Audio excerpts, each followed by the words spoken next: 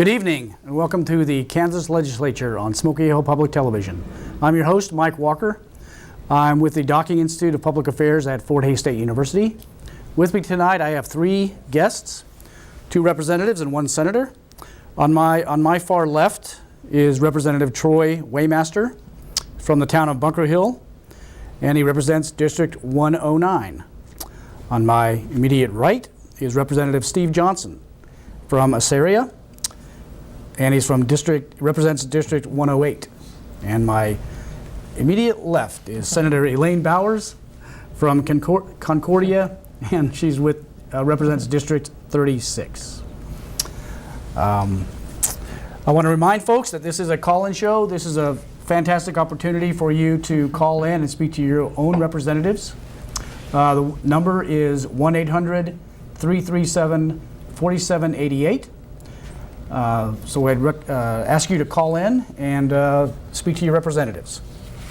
Well, why don't we go around the table in the same order? Troy, we'll just jump right into some of the issues that you're dealing with in the legislature that are maybe in some of the committees you're working on. Well, the committee that I'm chairman of is the Appropriations Committee, which is the budget committee for the House of Representatives. Mm-hmm. And on Monday, we started with the budget committees. Actually, the budget chair is reporting out the recommendations from their budget committees to the full Appropriations Committee, which Stephen is a member of. And we've been having deliberations and discussions on the recommendations that were, one, made by the governor, and two, made by the budget committees. And then the ending recommendation is made by the Appropriations Committee. So this week, probably the biggest agency that we had come through was the Department of Commerce. Mm-hmm. We spent a lot of discussion on that. Actually, we had to reconvene after session on Thursday because we did have such a lengthy conversation with that. But for the most part this week, it's just been smaller boards and agencies, with the exception of the Department of Commerce. We did have a hearing on Senate Bill 9, which is the authorization of payment to Capers of $115 million. And so that was a hearing. We had some senators testify in favor of Senate Bill 9, and we plan on working that on Tuesday when we get back to Topeka. That's probably been one of the largest items that we've been discussing in the legislature right now, along with tax in the Senate. Right. And Stephen will probably go into that, or Elaine, because she had to vote on that last week, and it went over to Stephen's committee. But the Capers component of the governor's budget obviously took a different turn on Thursday when the House debated that on the House floor and voted it down. And I was talking with some individuals, and they were wondering what's going to happen now. And I was like, well, we'll just go back to the groundwork and put the budget together. That was a big part of her budget analysis, but we will find other avenues to balance the budget. Okay, very good. Thank you. And I'm sure we'll get back to some of those issues as we... I'm sure we will. Stephen, some issues that jump out at you this week from your work. Well, the budget is always central, as Chairman Waymaster referenced, and enjoy working on that with him and his committee. I chair the tax committee, so the tax issues are the key ones that are before us, of course. The two major ones that we need to address this year deal with the changes in the federal tax code and how that affected the state code. So both for the amounts, whether that is where we would intend to take taxes, and some of the inconsistencies that are there that taxpayers are having to work through. So that's one of the main ones. Another one is internet sales tax. With the Wayfair decision, Kansas had been working on a variety of internet sales tax issues before, and had worked to move that conversation forward, and now we need to make that consistent also. So we have all of those slated to hear those topics this coming week. Also hearing food sales tax. Right. Well, it's not an issue that has to be addressed like those others that are timely this year. It's one that there's a lot of desire on the part of a number of folks across the state and in the legislature to talk about. So that's the focus on tax. I do chair the Joint Committee on Pensions and Benefits, so we've worked through both the funding questions, which will be before Troy's committee this week also, and how we fund that as best possible given where our revenues are. And we went deep in the reamortization discussion also. just, it's something that we have looked at continually. It's something that we looked at with the Brownback administration. We didn't think it was a good time then. We don't think it is a good time now. It's fairly simple math, actually, just to come up with what the interest cost and the cost of a year of service for employees are. And necessarily, you need to contribute more than that to the plan. That hurdle right now is $631 million. So that's the neutral place. $1 less, we grow the liability. $1 more, we shrink it. But some of the key issues that have the biggest impact for Kansans. Okay, thank you.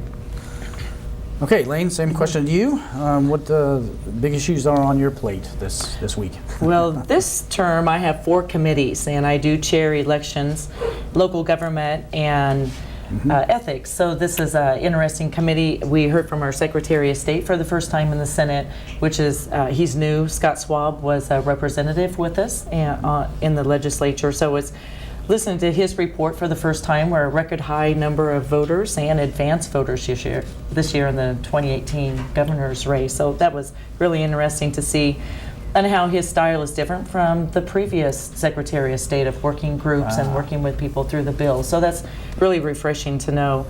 Transportation, we've had the task force recommendation, and just heard yesterday the 4 top need to do items. And one of them is Russell County 281, which is thrilling to know.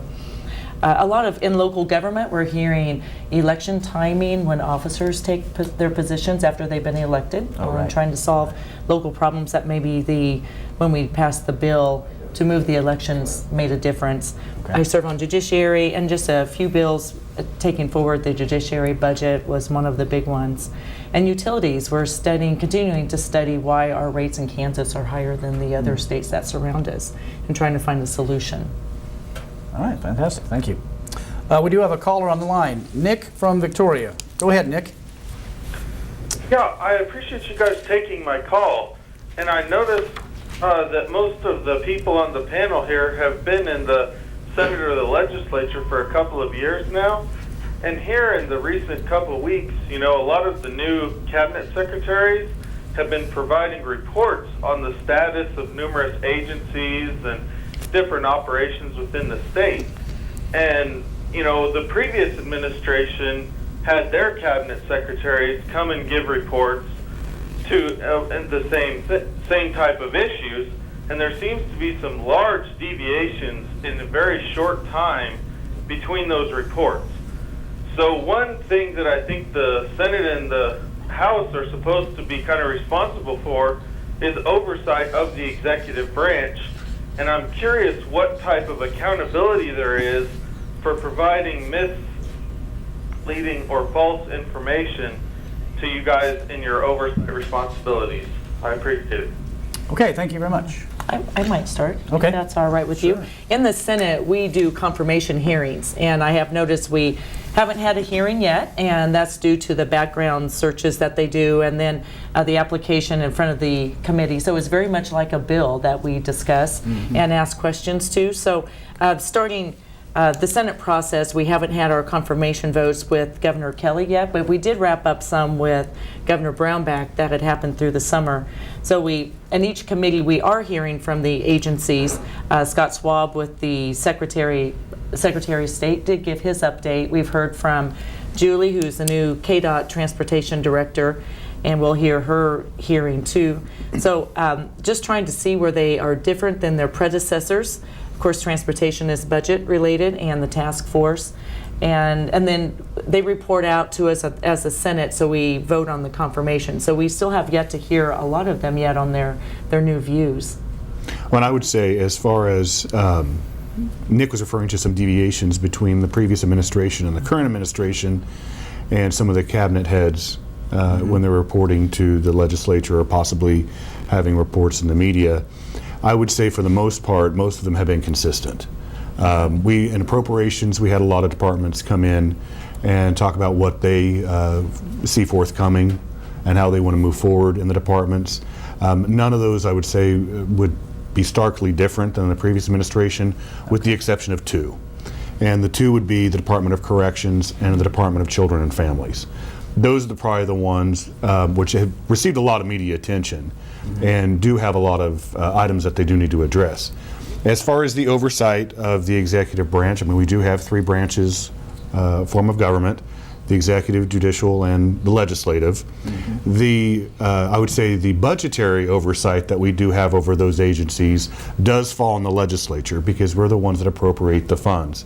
So if there is any type of misrepresentation by any of the cabinet heads or those in the department, we can scale back some of the funding that goes towards that department. Sure.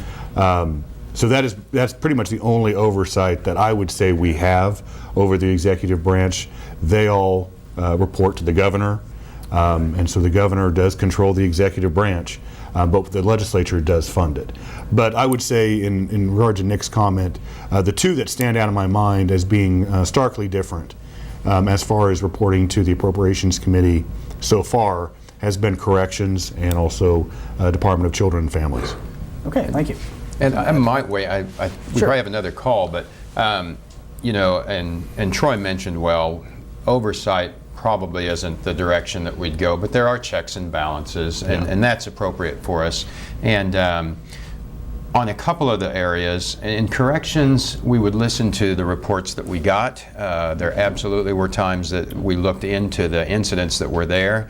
We may have gotten a little different information this time than, we got different information this time than we got a couple years ago on those.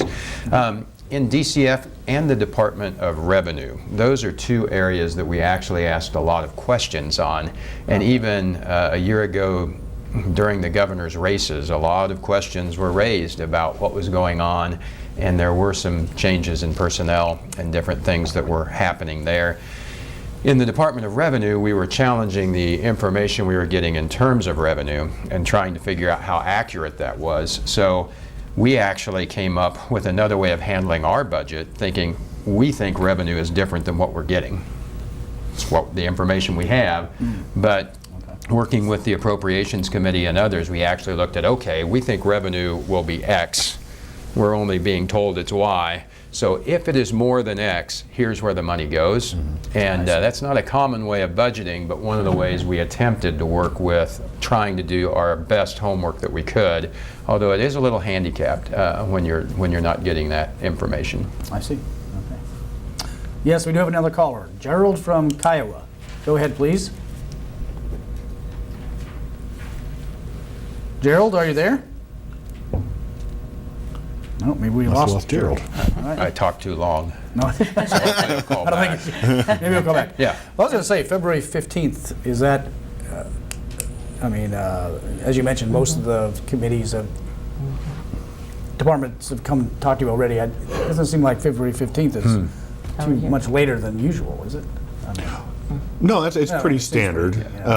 pretty, Pretty much like for the appropriation side, how it works out is the day after the governor gives her State of the State address, then we get her budget. We had a joint meeting with Senate Ways and Means, heard the details of her budget, and then research takes that budget and then breaks it apart. Right. And then that goes to the respective budget committees. They hold their hearings when they receive those. That was probably the last week in January. They've been holding those hearings, and then, like as I mentioned in kind of the intro, this last Monday we started with the report outs to the Appropriations Committee, and we'll be doing that from February 11th to March 14th. And then after we have all those budget report outs, then we'll put together a supplemental bill for 2019, and then what we call the mega bill for 2020 and years beyond. Right. So it is pretty much the standard process. I mean, right now, next week, or about a week and a half, we come to turnaround, which is kind of the mid part of the legislative session. Right. So what we were doing is having the departments coming in and basically reporting and having informational briefings with the Appropriations Committee to see what their direction is going to be under the new administration. Very good. And I might add, Sure. today is the last day for bills to be introduced. So in the Senate, 199 bills So we'll be sorting through those, and only 6 have passed out of the Senate across the floor to the House. Wow. And I know my committee next week's the last week to work the bills, or to hear the bills and then to work them before Monday is our last day. And then we're on the floor for the rest of the time. So we'll be really busy sending these bills out of our committees and then on the floor for hours and hours and into the evening too. Wow. So the fun's That is just one beginning, thing that has seemed kind of odd this year is there seems to be a limited number of bills. Yes. It's slow bills. It's very slow bills. It kind of picked up in the latter part of this last week. But generally, I mean, you'd have a number of bills introduced right off the beginning, but this seems like this year has just been relatively slow. Yeah, That's for- interesting. For our committee, the technical bills typically come from the Department of Revenue, but with new staff, their official plan didn't actually come until this week. So we had actually introduced some bills that we knew were topics to work on to start the process, but was a little slower coming, at least on those. Interesting. Yeah. And turnaround is my favorite time. I love No. to take the bills that come across, and an idea has already been worked, and a bill is just someone's idea. Right. Whether it's good or bad, or how can we make it better.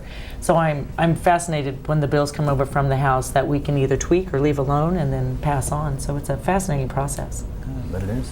That's very good. Alrighty, I want to remind viewers that this is a call-in program, so please dial 1-800-337-4788. Well, I do have a few bills I'd like to discuss. I went through on the website and pulled off the most recent bills that were some action. I'm not sure most of these are and some of these are very exciting, but and they might not be in your committee. So, but a couple that jumped out at me: House Bill 2364, creating the Kansas Aerospace Commission. That is in Commerce. Okay. I believe it is in Commerce. So, and I'm not familiar with that one. Okay. So do you know any more about I it? don't know any more about that. I believe it's in Commerce. Okay.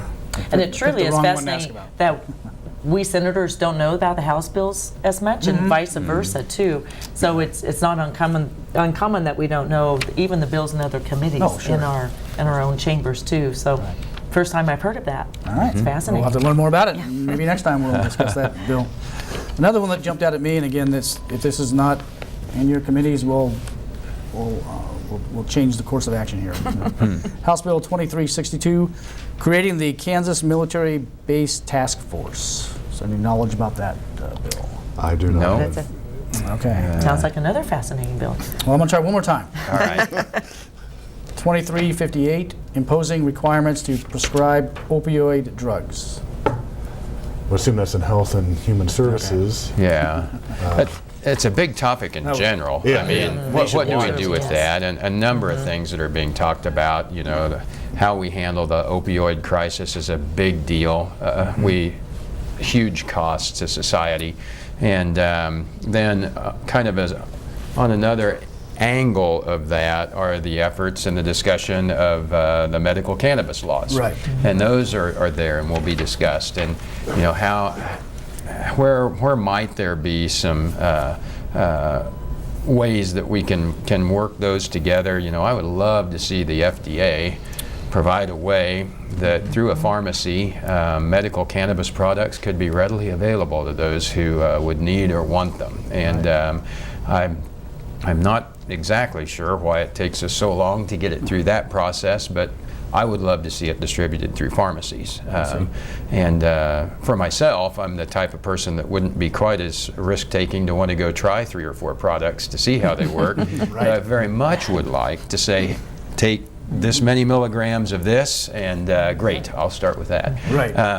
And anyway, and it would seem like that fits with that opioid issue to say, where are there cases where those products could work as well, could work better, would have different, perhaps fewer side effects, and would like to see us find a way to forge a way forward together on that. Very good. And then on Thursday, they did have a press conference for the Safe Access Act which Okay. is medicinal marijuana. And they had a press conference on the second floor of the Capitol late in the afternoon. So There are two bills on it. The Safe Yes. Access Act gets into quite a few things, including power requirements for growing it and other issues that, for me, is a little broad-reaching. The other one was, I believe, Senator Holland's bill that was trying to be a little more focused just on the medicinal marijuana. Very good. Okay, we have a couple callers on the line. Wesley from Larned, please go ahead. Yes, sir. My major concern is the shortage of staff at the Larned State Hospital. The direct care staff are working anywhere from 12 or mandated 14 hours a day, and they are working anywhere from 14 to 16 hours on their shifts. Is there any way of looking at this problem as part of the Larned State Hospital? Thank you. You bet, thank you. Well, Wesley, we are definitely looking at this problem, and it's not just focused on Larned State Hospital, it's also focused on all of our state hospitals, Osawatomie, Parsons, even the Kansas Neurological Institute. We're having a staffing issue with our state hospitals, and we're having a staffing issue with the Department of Corrections. And that is one thing. We have not had the state hospitals reported out yet in appropriations. We will be having that very soon. The staffing shortage is obviously going to be a topic of conversation. And then how do we address that? Is it creating more positions? Is it trying to fill the vacancies with additional benefits? Is it trying to increase the pay overall? We're going to have a conversation on exactly how we want to do that, not just for Larned State Hospital itself, but for the entire system. Because like I said, Osawatomie, Parsons, and K&I is also suffering from the same experiences. Right. So, and Wesley, if you work there, thank you for working there. We Yes. need your help to take care of everyone that is there. And we need, as you know, we need resources to get the right people there, and then we need to work together with the staff to figure out how are we able to keep and motivate people to stay at those jobs. They're not easy. The turnover at Very Osawatomie high. was 46% Yes. last year. So we need good people, and we need to be able to keep you there. And we can't do that by making you work. I mean, if you 14 look at, hours. kind of going back to Stephen's comment, if you look at the turnover ratio between the state hospitals, Osawatomie is the highest. Larned, I think, is in around the mid-20s. But still, it's just still a fairly high turnover rate when they're trying to recruit and retain employees. So we got to find that balance on what we actually need to do to address it. And this goes towards a lot of other agencies, not just necessarily the state hospitals, but what we found is that they've reduced staff, or they have some vacancies, and so then they're paying overtime, and those overtime costs are actually being more than if we would just fill that vacancy and have an employee. And so that is something that we have to get a grasp on and work with the departments on addressing those needs. Okay. And now last week, Governor Kelly called a press conference with the corrections shortage too. So the executive office looking into this as well as the legislative branch. So working together as a team in this effort too. Oh, very good. That's good to hear. All right, we have Bob from Norcator. Are you on the line? Yes, All right, Bob. Thank you for waiting. Go ahead, please. yes, I quite feel the holidays. I'm interested if there's an effort being made to promote at places for electric cars to be recharged. What is going in to help promote that on our highways? Oh, okay. Thank you very much. I believe I heard most of what you said. The issue with electric cars, support for electric cars. Places to promote, is that coming up in the It transportation? hasn't, except in the task force report out. It was that- actually one of the recommendations. Of the So task KDOT force. is looking into that, and that's a source of revenue, even into the fund with the electric cars. I don't think I've heard the specific piece of working on stations, except that this is something they want to explore, and recognizing that this is coming our way in the future. Well, one of the things that we discussed in the Joint Legislative Transportation Task Force is I served on that during the legislative break. And one of the things that we discussed was our main initiative was to develop a new, basically a 10-year transportation plan. A lot of people would say that T-Works is coming to the end and we need to look at the next 10 years for the transportation infrastructure for the state of Kansas. One of the concerns that was brought up was that your motor fuels sales tax is going to be going down because of either fuel efficiency or hybrids or electric vehicles. And the discussion is, how do we incorporate electric vehicles for paying for the infrastructure when currently they really are not. And so that was one of the recommendations that we did make to the legislature, was looking at maybe some type of fee or charge that would be on electric vehicles to pay for the new transportation plan. Right, yes, makes sense, makes sense. All righty. Connie from Great Bend, you're on the line. Go ahead, please. Hi there. I talked to Governor Kelly at a town hall meeting about this subject, and she said she was very much aware of it.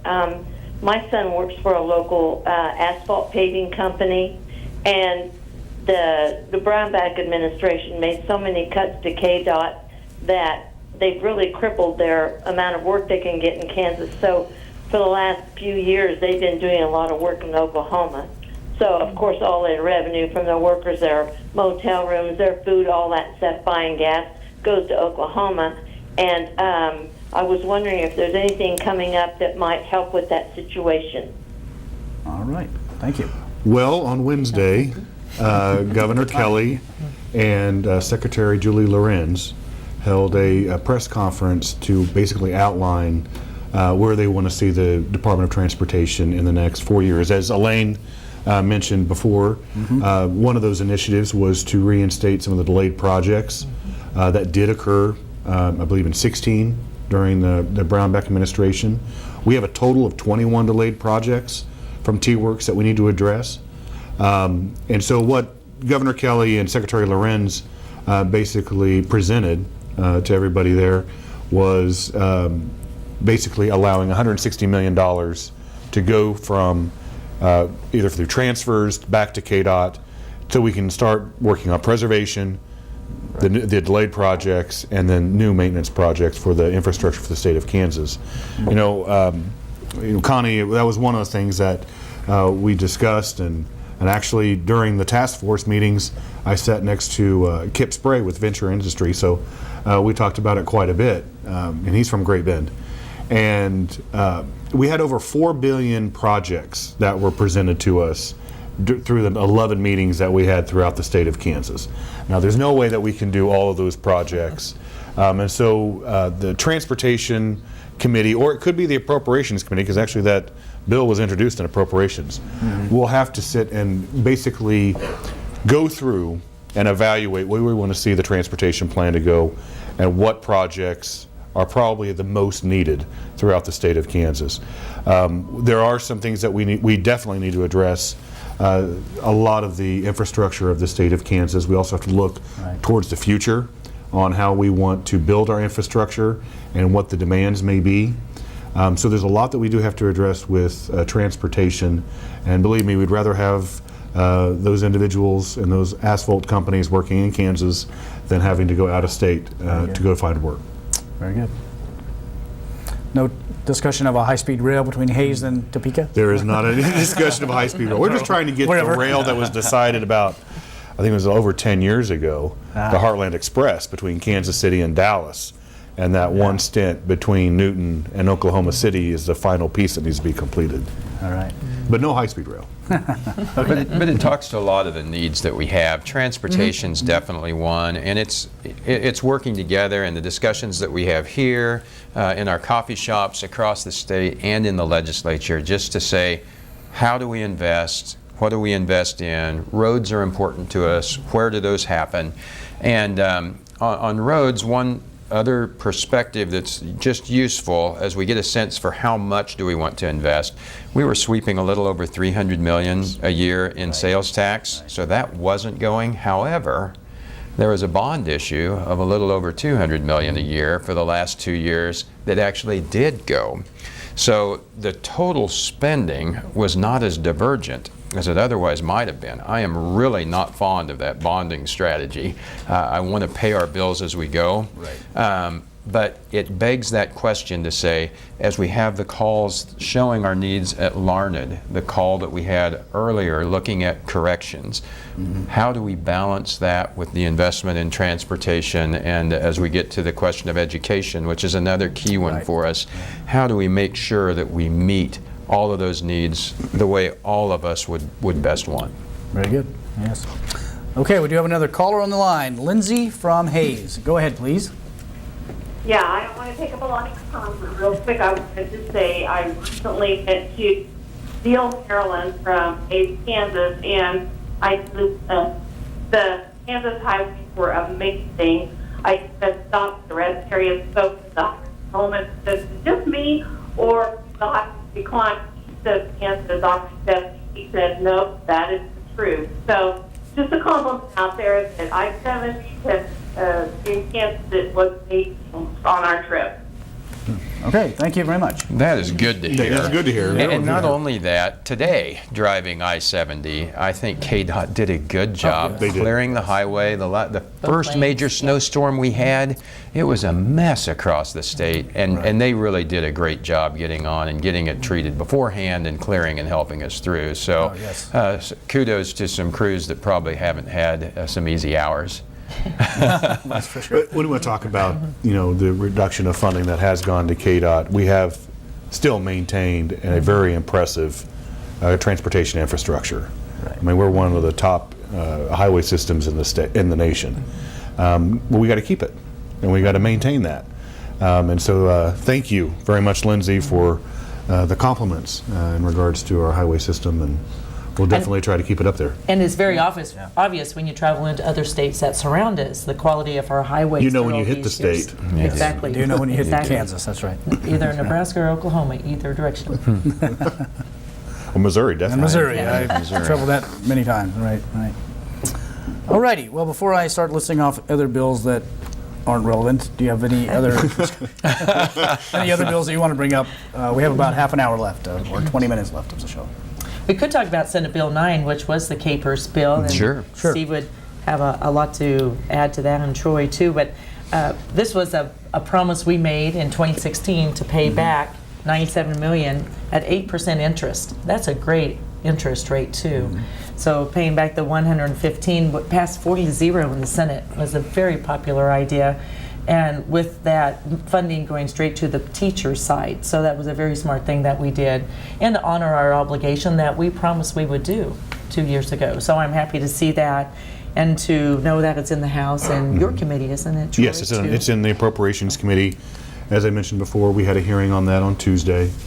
And Stephen and I have talked about it, and both of us want to keep that bill clean. The way it passed out of the Senate, move it through committee, move it through the House, and get it to the governor for his signature, so we can have that payment made to Capers. That was a very difficult vote in 2016 to delay that payment. Right. And if we can go back and look at some of the things that we had to do in the last few years and honor those obligations, that is being good stewards of the Kansas taxpayers' money. And that's what we should be doing, especially when we're sitting right now with ending balances where they are. I mean, Very good. they're pretty pleasant right now. And so we need to go back and address some of the areas that have been kind of left behind in the last few years. Very good. Good to see a few $100 million in the ending balance. So, as Troy mentioned, passing it clean just means if the House amends it, then it has to go back to the Senate and Conference Committee, and there are more steps. Right. If we're able to pass it without any amendments, then it goes direct from the House to the governor's desk. And the reason that we think that's important is not only is it important to look back, the key with Capers is how do we get from where we are to where we have to be, right? There have been a lot of missed things since 1971.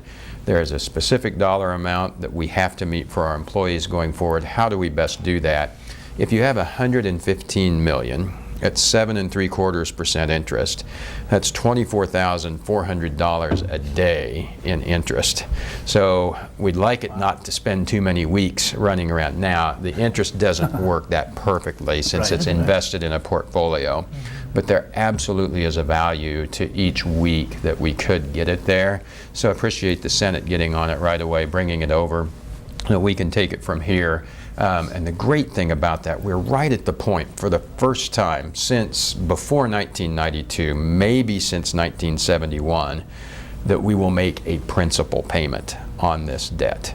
It has been accruing interest for so long. It's been so hard to get caught up to that. It looks like we may actually make the actuarial payment. There's a funny little dip based on two things that are going on. We increased the interest rate a few years ago, which moved the goalpost on us. Save that, we would be above the actuarial rate now, which would be great. But this could put us there. And once you unravel a little bit of that interest, if you think of that fact of $24,000 a day, rather than having that work against you, now you have that much more that can start going to actually pay off the principal value, which is what's so critical to get that unraveled. And if you just think of, if we had $24,000 a day, we had a call from Larned. How much could I help Larned if I could just come up with $24,000 for a couple days? And that's what gets exciting for us, to actually start looking at the future of the state without that really heavy weight that we've had to bear. And I think that's the reason why there was really no appetite for the governor's proposal of re-amortizing the unfunded liability, because as Stephen mentioned, we were so close of hitting that point. If we would have re-amortized it, we just pushed it way down. We pay $500 million a year to hand the same problem to the next generation in 15 years, almost identical in how it would look. And unfortunately, our revenues don't grow faster than our inflation rate, so it doesn't get easier. Wow. All right. Another caller, David from Salina. Go ahead, David. Yeah, I was just calling this evening since you were talking about capers. I was wondering why you haven't thought about possibly privatizing the retirement program. It seems like if we're taking out a loan at 8% and not paying it off, that means our investment people have to make at least 8% in order to break even on our unfunded liability. So if we look at privatizing this system, wouldn't we be able to look at a way in which we could possibly get out of this debt scenario, pay people more wages up front in terms of education, in terms of our prison guards, and those type of people, let them then make their own decisions on how to invest their money, and we could get out of this business. Okay, thank you very much. Who wants to jump into that one? That's a great question, and we asked it in 2011 and formed a study commission to look at that, and our intention was to move to a defined contribution plan. And there are absolutely benefits to a defined contribution plan, and I would encourage any business to go that way and not a defined benefit plan. There's too much risk for a business. The chance of a business being here in 100 years is too great a risk. I think there's a reasonable chance that the state will be here in 100 years. And the first challenge that kept us in the defined benefit plan is the debt doesn't change. Whatever the future benefit, the existing debt is the same problem. It's $6.5 billion in the school group that is owed, and it's grown from hundreds of millions to billions by not quite making that payment. So that has to be paid off either way. So then it is, what is the cost going forward? The current cost to the state for the CAPERS benefit, so employees now pay 6%. The state cost is 2% of salary. We think that to do a competitive defined contribution plan, we'd have to be at a minimum of 3 and move that up to 6% over time as employees stayed with the system. So the cost per employee would actually be higher for the defined contribution plan. And the current goal was to get out. Secondly, the employees told us through their groups, not necessarily to a person, but through their groups, that they valued the defined benefit plan higher. I have worked in the financial services industry, and the cost that CAPERS has by investing hundreds of millions in each of the portfolios that we have is lower than I'm able to get as an individual investor. It's less than 0.3% all in for all costs of money management and administration, and I could go on that. But there were several reasons that led to continuing with the defined benefit plan for employees. We do have Tier 3, which is a cash balance plan, which actually moves towards that concept of having a dollar value. It is still managed by CAPERS. So far, CAPERS has done a good job of returning those returns. Their net return is 8.3% over 25 years. They have exceeded the investment assumption. Nonetheless, it was reduced to 7 3/4. It's very possible it could be reduced below that.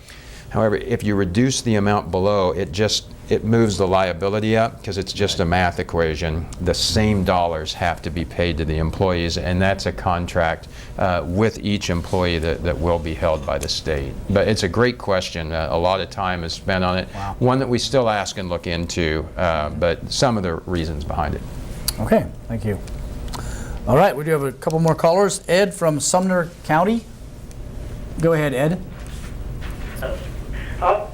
We got for 45 minutes now.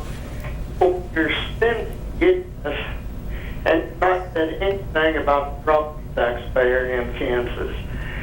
The farmland property tax in Kansas is over double what it is in Oklahoma.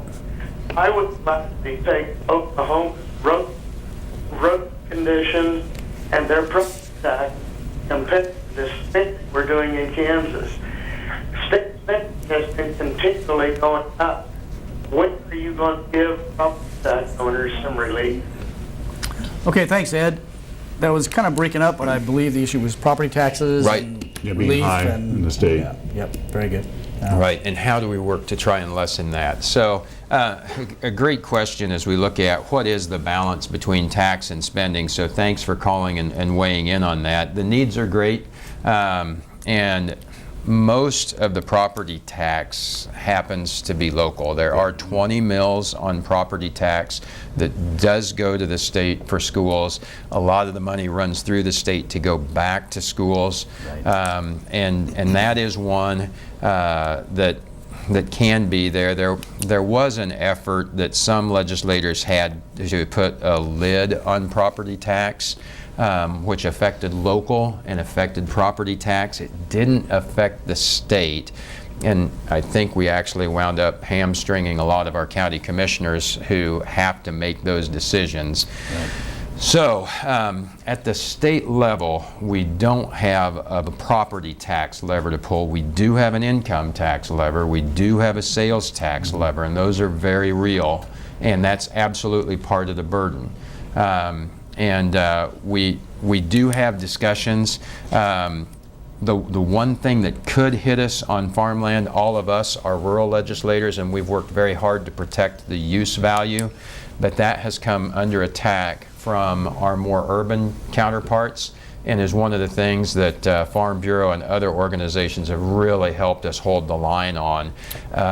Is that if we lost that use value classification, that would be harder for farmland, particularly if you were around one of the more urban centers or populated centers that we have here. It would really make it a lot bumpier on what real estate values are and make it very hard for some of our producers. So we have worked to protect use value, which is probably the major thing we can do on property tax at the state level. But it brings up a good question, whatever the tax, as we hear the demand for roads, as we hear the demand for other things, how do we balance that? And his feedback is, wait a minute, I actually can deal with Oklahoma roads. Why don't make me spend that much. So we need to have all of those voices at the table to try and come up with where it is. And then we do have a neighbor to the north that has a little higher property tax. So there's not a clear answer that fits there, but I think that bigger discussion is important to have, to say, yeah, taxes are going up. If we have the court decision to comply with, taxes are going up again. I think we have another call, so I'll be quiet though. And we could just talk about the three-legged stool. We used to talk Okay. about the analogy Right. of being out of balance. So if we can come back into balance, and I think we're working that way right now, is it's actually exciting to know that we can bring it back with the different levels and not just property tax, that the burden's fallen on our locals. Well, and we talk about, the property taxes, and we talk about the different regions of the state. I mean, you look at Johnson County as opposed to a very rural county, and they're willing to pass a school bond and have that be put onto the property taxes because they have such a population Right. number that it's Population spread so thin. We have a lot of measures in our rural areas of the state where they're looking at infrastructure needs for their schools because they have aging buildings. But when you start talking about a bond and the impact that would be to the property tax owner, it's far much greater in a rural area and the impact to the taxpayer than it is in an urban area. Right. And also when Stephen mentioned the property tax lid, I think that was an initiative that was put forth to try to suppress property taxes, but we gave some time, and so we gave the ability to raise those taxes before the property tax lid actually kicked in and took effect, before it had to go to a vote by the population. So that was one thing that I think kind of added to the property taxes in the recent years, going up so incrementally. But then when you have all the other measures that local forms of government may put a bond out or anything like that, well, that's property tax owners. We only have 20 mills of property taxes that goes to the state for education. The one thing the state could do, and this is one thing that we always put in the budget, because we always take out the ad valorem tax that's supposed to go back to help local aids of government. I mean, we could try to actually do that, and I can't remember the last time that we actually had that money go back to the local forms of government, but that would be a one way that the state could also assist in bringing the property tax levels down a little bit. Right. All right, let's move on to Rhonda from Wichita. Hi, thank you for taking my call. I hope everyone gets home safely this evening. I very much enjoy your conversations, but here's my question. For a very long time, I've been hearing that so much of our state money, taxpayer money, goes to support education. And yet, I'm going to ask you, for those of us who have spent our lives here, we're asking, why are we still paying so much to educate other people's children? It seems to me that Kansas continues to get poorer and poorer, and those who have needs for the education system are not necessarily those who are all at some point paying in. How does it ever come to balance? Well, Okay, that's always an issue on the state and federal level when you start talking about an imbalance of those who pay in and those who receive what the government provides. If you look at the state general fund portion of the state budget, it's a little over $6 billion. And you factor in K through 12 education is right at half of that, a little over $3 billion that we supply in state general fund dollars. So it is the largest item of our state budget. Then you factor in higher education, and then that bumps that up to 64%. And then you start talking about Medicaid, that bumps it up another 20%. And so there's a very small window that actually there is discretionary spending in regards to the budget for the state of Kansas. We took it on ourselves that we wanted to have an excellent education system as far as K through 12 and also higher ed. And so we have dedicated funds to K through 12 education. Recently, I would say probably within the last 15 years, well actually it goes farther than that. It's actually been going back since 1992, where there's been constant and perpetual litigation that the state of Kansas has found itself under, and we just have not been able to suffice the courts. The plaintiffs have always won. The state has been a defendant, and it had always been ruled that the state is not providing, according to Article 6 of the Kansas State Constitution, that we are not providing a suitable form of education.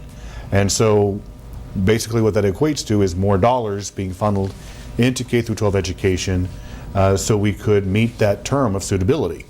We're still in one of those, and it's all those litigation with the Gannon decision. And that's what Stephen had mentioned before, that we have to address education this year, because even though the Supreme Court did basically accept the funding plan that we put in place as far as base state aid for our students, we didn't account for inflation. And so that is something that we have to go back and address this year. But yes, K through 12 is the largest item in the budget, and it will continue to be the largest item in the budget. And it's just when you factor all those other entities that need the funding for the state, it's very limited on far as the discretionary spending that the state has, because the obligations for social services, Medicaid, we have to make those. I mean, there's no way that we can't make those obligations, and we put a focus on education. Can we hop to students real quick? What we can do with our students that come visit us in Topeka? We haven't talked about the PAGE program. So 12 years and up would be the perfect ages for the House and the Senate pages. They spend a day with us, running errands for us, coming to committees with us. So there's a way to bring the students into the process that we really do appreciate having them by our sides. And shadows. We can take high school students, junior high students as shadows who just do just that. They hang with us all day and do just what we do, so they can see the way that government works with on a personal level, which is really important to me. So if we can bring the students in, and we do see lots of buses coming in to our Capitol with these kids. And 4-H, kids are here this weekend and Monday, so see probably 500 students with 4-H, so we're looking forward to that. But do let us know. We are assigned page dates throughout the year, so this is a good opportunity to bring the students in. Well, even on a collegiate level, you can have Our interns. That's right. So I mean, I was a legislative intern for 2 legislative sessions. So. I look forward to pages. That's I always do a too. good day. That's right. They meet the governor, they take the dome tour, they're just with us, and it's very personal. Well, I'm glad you brought that up, because we often don't mention that. So, all righty, we have about 5 minutes left in the show. Jim from Osborne. Go ahead, Jim. Oh, yeah. I was wondering, we talk about grain production being affected by international trade that's going on right now. Do you perceive that livestock sector in the state of Kansas being affected by any of this? I know it's kind of an international deal, but with everything that goes on in our state, with grain production, livestock production, that's just something I was wanting to know. Yes, very good. Very good question. I want to jump into that. Well, and I would say that's more, obviously a federal issue as far as the trade agreements that are going to be made, but obviously it has an impact on the farmers for the state of Kansas, and obviously with some of the trade agreements that have been negotiated and I guess in a way dispelled in the last few months, it has impacted the price for grains. Right. And it could have an impact on beef and livestock, because when you have China, that was our largest beef importer, now looking at Argentina to get beef, and we lose that market, it definitely could have an impact in regards to the price on beef. And that transcends down to the state level as well, because obviously that would affect, incomes and everything, and so it's a big issue. Hopefully the federal government can work something out and work those trade agreements through, so our farmers don't necessarily need to suffer for trade agreements that just fell apart because of negotiations. Right, very good. I hope they'll get them worked out. I know it's a focus, and that would be good. Clearly, it's a global market, so it will have that impact with a minor offsetting piece of slightly lower grain prices helping on that end of the industry for feed. But again, hopefully we can get through this quickly. Well, and around here, especially with the moisture that we've had this year, even though a lot of our elevators have run out of elevator space because we have so much grain that has not been sold. And then you also have the fact that this year because we were so wet. Some farmers weren't able to complete their wheat drilling process. There are still milo fields standing out that still need to be cut, and if that can be salvaged, we'll see. But it's been almost like with the trade agreements, the weather, the storage capacity, it's been almost like a perfect storm. Negative storm, right? For the farmers, and it's been a very tough and telling time for the farming and agriculture community. We're running out of time. We have about 2 minutes left. Let me bring Mike from Hayes in. Mike, go ahead, please. Yeah, I just have a quick question about, I've heard of some other states that after a person reaches 65 or is retired, that they just drop property tax on that person, single household, not if you're speculating on property or you own apartments or something, but just, for your primary residence, that they would drop property tax. Now, I realize Property tax. Property, okay. for other things, but I think that citizens like to consider, like for schools and whatever, but just eliminate property tax. Okay. All right, Mike, I think we have your question. Thank you very much. We can take no more calls, and we're running out of time. So quickly, Real quick. property taxes, eliminating after age 65. I think that was the I question. believe there is a Senate bill that is looking into that right now. So we should watch for a hearing this week to see what the issue is. And I think it says no more increases after, that Oh, it okay. holds steady at that point, so that as you continue to stay in your home, your expenses wouldn't go up. I suppose that's the youngest adult, 65. Is that how it works? Or I'm not positive. Still. Okay. But we can listen in live to our, say, for instance, that tax committee, and that would be a very smart thing to do to see where that bill goes in the Senate.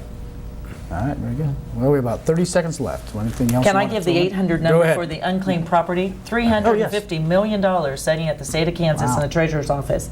It's 800-432-0386. And we can also help you through the process. If you call in, your name is on the list. It's a form online, but if you call us too, we can help you with this. All right, very good. Well, I need to wrap things up. Thank you very much for watching the show. This has been the Kansas Legislature on Smoky Hill Public Television. I'm your host, Mike Walker. Have a good evening.